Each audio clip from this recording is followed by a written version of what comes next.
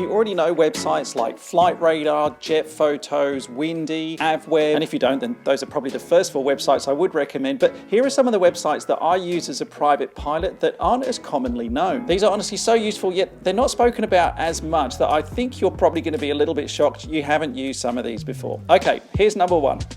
This is metar-taf.com. Now, a METAR, METAR, basically stands for Meteorological Aerodrome Report. It's weather conditions at any airport at a given time. Now, if I zoom into Melbourne here and click on Melbourne International Airport, you can see on the right-hand side, you get a really nice visual representation of the current weather conditions at that airport. Now, the reason why I love this website so much is if you are a student pilot, or if you're learning to fly, or if you are a pilot and you just sometimes get a little bit tripped up with decoding METARs and TAFs, what this website actually does is it gives you down here, you can see it gives you the full raw METAR itself, and it's a really good way to practice decoding that into what it would actually represent in terms of the weather itself. And the nice thing then, you can see with runways 1634 or 0927, you can then see what things like headwind, tailwind and crosswind components would actually be. There are also trend analysis charts, things like wind speed, QNH, so you can get a bit of an idea of what the weather might be doing in the future from now. And then the bit I really love down here is if you scroll down,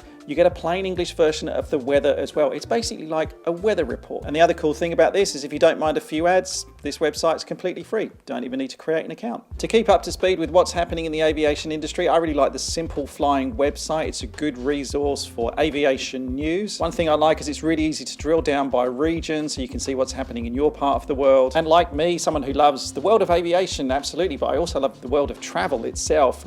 They have this whole travel section. They do trip reports, passenger experiences. So if, like me, you quite like checking out new aircraft releases from the big airlines, new routes that are opening up, or new lounges that are opening up, airport redevelopments, then they have a lot of information on that here as well. For those of us that also like light, small aircraft as well, there's a good section on private aviation, so it's not just all big planes on here. And if you can't be bothered to read, then Simple Flying also have a section which is all dedicated to video. So a lot of their articles, they turn into video content as well. They also have a pretty active YouTube channel as well, which you can check out too. Now let's be real for a second here. We all like to be very cool when we're traveling. We're all cool aviation people, but sometimes you just want to nerd out and do a bit of plane spotting as well, right? Well, there's a really good website for that called airportspotting.com. I particularly like this spotting resources section where you can view things like, for example, I love the Boeing 747, as many of you will know, and you can see a list of routes that it's currently flying. Like until, honestly, I just opened this page up, I didn't know Air China was still flying the Boeing 747, there you go. But then if you also go to this where to spot section, and if you go to airport spotting guides, then look at all these guides. This is just Europe, first of all, this list I'm scrolling down here, that's Europe,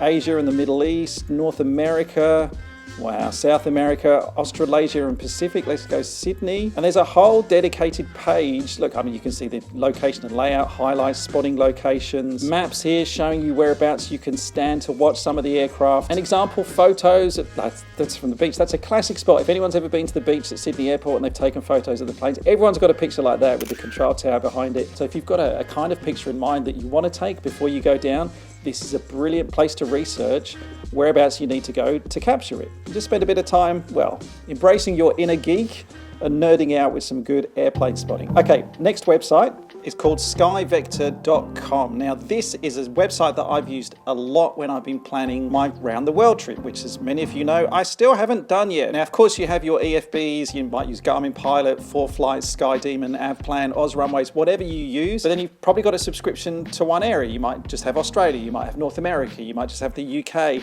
And sometimes it's fun to plan flights in different countries, and you don't want to have to pay for the subscription to do that. With SkyVector though, you can plan anywhere in the whole world. So for example, just for a bit of fun, let's say we wanted to fly from Singapore to somewhere in Bali. That's Jakarta, yeah, let's go to Jakarta. Now I do actually have an account with SkyVector, and there's one very good reason for that, because if you create an account, you can set up your own aircraft as a profile here in the system. So if I click on aircraft, you can see good old Echo Yankee Zulu comes up, and it populates things like speed, fuel available on board, fuel burn, all that kind of thing. Not only does it give you a nice visual representation of the flight that you're going to be doing, you can see it's 475 nautical miles in a straight line.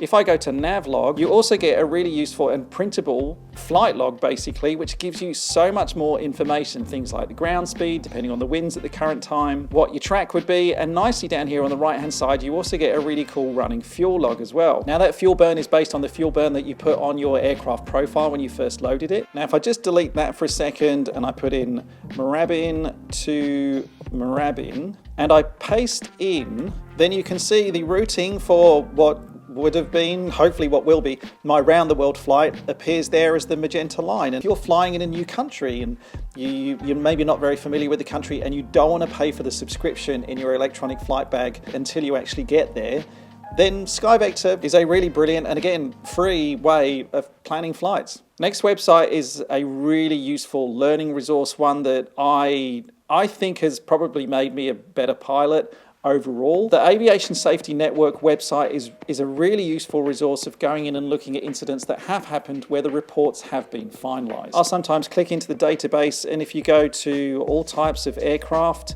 you can basically search by aircraft type. And let's stick to one that I know, for example, go into Cirrus SR22, and you can see a list of incident reports which have been filed based on that aircraft type. You can also filter by country, so I can choose Australia. Now, there's a potential thought that maybe it's a little bit morbid to look through some of the incident reports, especially when there have been incidents where people have been injured or in some instances have lost their lives. I think it's really important to learn from incidents, and I would much rather learn from the official sources than learn from amateur aircraft investigators, and there's many of them out there unfortunately these days, who maybe will be giving us their opinions on what has happened but don't have access to all the relevant information. Now, the Aviation Safety Network website, they actually say that the information is primarily derived from official government agencies such as air accident investigation boards and civil aviation authorities. I think it's really important to learn from incidents in the past. I think as a community and as a race, it's the way that we improve for the future.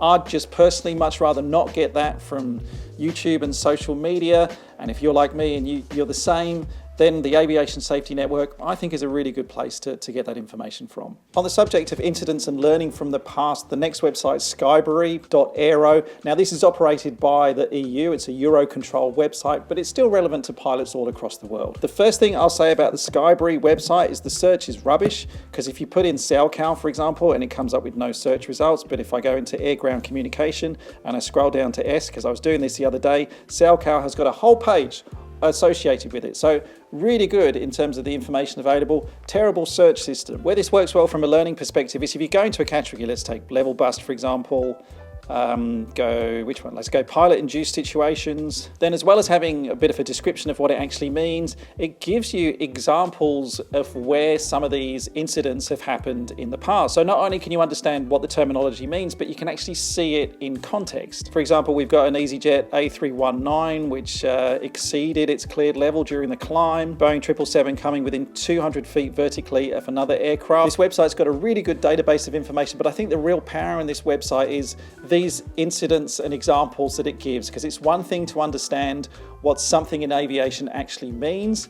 It's another thing to be able to visualize that in a real world example. And this website puts those two things together very well. I will admit I've mentioned this website on this channel before, but it warrants another mention because I can't believe it's free. Please don't start charging for it, but it's also really useful if you are planning a flight. Now, it's called autorouter.aero, and if you go to the GRAMIT, which is the graphical airmet, what does GRAMIT stand for? I thought it was an acronym. Oh no, Grafico Meteorologico. It really is a meteogram. Graphically, the GRAMIT, which is a graphical meteogram. It comes from the Italian. I won't bore you with all. Put in a flight level, 10,000 feet. That sounds about right. Departure date is now. Departure time is now. And it will download a PDF graphical representation of your flight for you. I think this is brilliant. 0 degrees Celsius, so our freezing level is here. We're going to be right in the middle of this icing area. In fact, for the entire flight, all the way from Birmingham, all the way through to Biggin Hill, when you have a system like this where the weather is so clearly and visually depicted for you, it just makes decision making far easier. And as you can see here, because we're going to be in icing conditions all the way, pretty much the one altitude I would not choose to fly this flight at is 10,000 feet. You either go lower and you're in cloud all the time, it's an IFR flight, but at least you're not in freezing conditions, or if you're in a big fancy jet, then you go higher above the weather and you've got clear skies all the way. Now, if you don't want to be using your laptop and instead you're a bit more of a mobile phone user, then I've got you covered there as well, because this video gives you a list of the top aviation apps that I think every aviation lover should consider. And best of all, they're all free.